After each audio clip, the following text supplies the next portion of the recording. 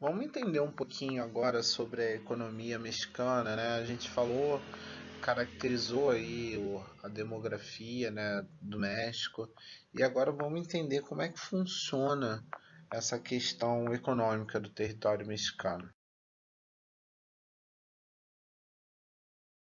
Gente, o México, né, ele passou por uma instabilidade política, né, e, e além disso, né, ele possui uma variedade de recursos naturais, né, e uma influência muito grande, né, de capitais estrangeiros, né, sobretudo, né, o destaque aí são dos norte-americanos, né, que possibilitaram, né, um crescimento da economia, né, do território mexicano a partir da década de 40, né? Então, assim, uh, o crescimento da população nesse período foi uma consequência, né, desses grandes investimentos, né? Foi amplamente superado, né, pelo crescimento também junto da economia, né? Uh, Isso vai tornar o sistema econômico mexicano um dos mais sólidos e diversificados da América Latina, né? Ele tem um elevado nível médio de vida, né, da população, que a gente já caracterizou isso, né, nos outros slides, né? E, e o México ele tem essa característica de aproveitar muito bem os seus recursos, os recursos do seu território. A economia mexicana, né, atualmente é a 14ª economia maior do mundo, né? Você tem aí um PIB nominal estimado aí em torno de US$ 1 trilhão, né? Bem como a 11ª maior poder de compra, né? Também, ok? Alguns anos, né, o México ele perdeu partes do seu território, né, devido a alguns golpes, né, de Estado, o que vai prejudicar no seu desenvolvimento econômico, né, e o aumento das dívidas, né, com outros países, principalmente com a Inglaterra, né. Essa imagem aí, ela retrata bem, né, a dívida do México que ficou alta, né, e que estava ultrapassada, né, e quase não tinha como resolver. Um dos fatores que vai auxiliar nesse processo, né, da evolução econômica é justamente a industrialização, que ela vai ser essencial para o crescimento da economia, né? Assim como o transporte e a energia. Ou seja, apesar do território mexicano fornecer uma grande quantidade, né, de ouro e prata, né, aos seus conquistadores, né, que massacrou aí a população asteca, né, que era um dos seus descendentes, né, e formam a base da população do México, né. Esses monumentos mostram a sua grandiosidade, né, em termos de riqueza, né, e em termos de cultura. A industrialização mexicana, ela tem, né, um rápido desenvolvimento, né, caracterizado por ter um rápido desenvolvimento em modernos setores industriais e de serviços, né, com o aumento da propriedade privada, né.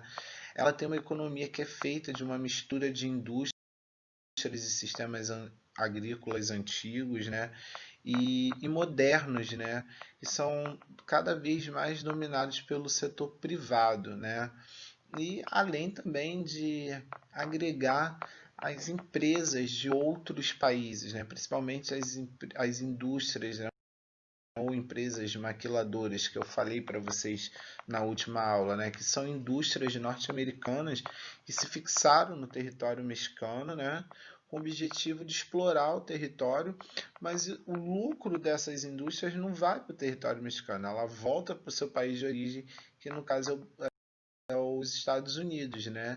Isso acaba gerando um pouquinho de desigualdade dentro do território. O México ele tem uma economia, né, voltada para o mercado livre, né, para exportação, né, da economia de base, né? Você tem o destaque para serviços, o comércio, a agricultura, a exploração de minérios, né? A produção agrícola, os hotéis, que é o turismo, né? E, e cada vez mais o território mexicano está exportando produtos para garantir o aumento da sua renda na economia. O México ele vai passar por uma transição aí histórica, né, democrática, né, e isso vai impulsionar a economia, né, e isso também vai fazer com que ele entre no Acordo de Livre Comércio da América do Norte, que é o NAFTA, né, que essas dificuldades iniciais, né, para organizar esse bloco econômico foi justamente porque dos três países que integram, né, esse bloco, o país que é subdesenvolvido é o México, né? Então, cada vez mais o México acaba se tornando dependente em termos, né, desses países, né? No caso, o Canadá e Estados Unidos.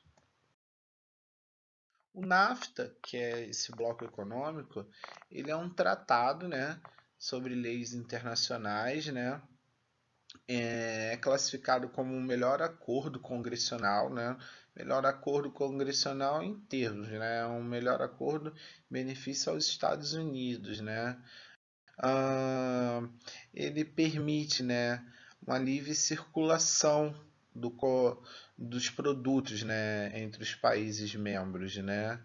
E esse acordo ele vai estar entre México, Estados Unidos e o Canadá. Esses acordos, né, como esse acordo, né, na verdade, né, ele vai facilitar a circulação desses produtos, né, justamente as matérias-primas, né, e dos produtos industrializados, né. Desde a entrada do México no NAFTA, né, o comércio mexicano ele registra um aumento significativo, né, com a implantação das indústrias estadunidenses, né, em termos, tá? Essas indústrias estadunidenses, que são as indústrias maquiladoras, elas estão ali para explorar a mão de obra mexicana, explorar os recursos mexicanos e elas geram um lucro muito baixo para o país. Elas poderiam gerar um lucro muito mais alto, mas o benefício é justamente para os Estados Unidos, ok? Você tem aí as questões das restrições ecológicas, né? Do tipo do impedimento de determinados tipos de poluição nos Estados Unidos, que isso que vai fazer com que eles façam a transferência e a instalação de indústrias nocivas, né, ao meio ambiente do México, né, que ainda, né, como eu falei, vai estar dispondo de uma mão de obra barata. Isso vai acarretar o quê? Né? O México não vai conseguir estabilizar a sua economia, né? Pois essas indústrias multinacionais elas vão transferir os lucros para os países de origem, né? E há pouco investimento em torno dos recursos minerais, né? Então, esse é um problema das indústrias maquiladoras, né? Das empresas maquiladoras dentro do território mexicano. Ok? Eu espero que entendam bem que essas empresas ou indústrias maquiladoras são indústrias norte-estadunidenses que migraram para o território mexicano para justamente que explorar a mão de obra, explorar os recursos do território mexicano, ok? Você tem aí como uma outra riqueza do território a prata, né, que coloca como o maior produto mundial, tá, da indústria, né, mexicana.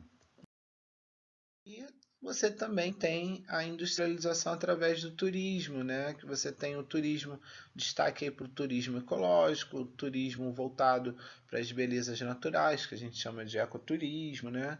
Entre outros. Então, o turismo dentro do território, ele vai representar uma fonte de riqueza que vai aumentar praticamente 4 bilhões de dólares anuais ao território mexicano, né? Vai trazer praticamente mais 4 bilhões de dólares, né, para o território mexicano. Além também de você explorar o turismo, né, histórico, né, das populações maias, astecas, né, que são cidades históricas do México, né, e atrai bastante visitantes para essas regiões, tá? Ah, você tem também um investimento, né, ah, na questão da hospedagem, do transporte, né? Então isso tudo vai melhorar a infraestrutura mexicana. Então você vê que o turismo ele vai ganhando cada vez mais um ponto importante dentro do território mexicano e como uma fonte de renda também, ok? E aí a gente pode dizer que o México ele vem se desenvolvendo cada vez mais, tá, galera? E é uma parte da América que pode se dizer que é vencedora, né? E ela vai crescendo muito, né? Vem crescendo muito, ok? Então, você tem aí características importantes para serem estudadas, né? Os seus altos e baixos, né? Os contrastes, né? Dentro da economia, né? E as questões políticas também, né? Que a gente falou dentro da população. Então você vê que é um território que está sendo ocupado, proporcionando uma relação diferenciada do resto do mundo, né? Porque ele é inferior, né, a alguns países, mas é muito conhecido por toda a sua terra, ok? A matéria é muito fácil, né? E, e espero que vocês, né, compreendam um pouquinho dessa economia, né, mexicana, ok? Beijo grande.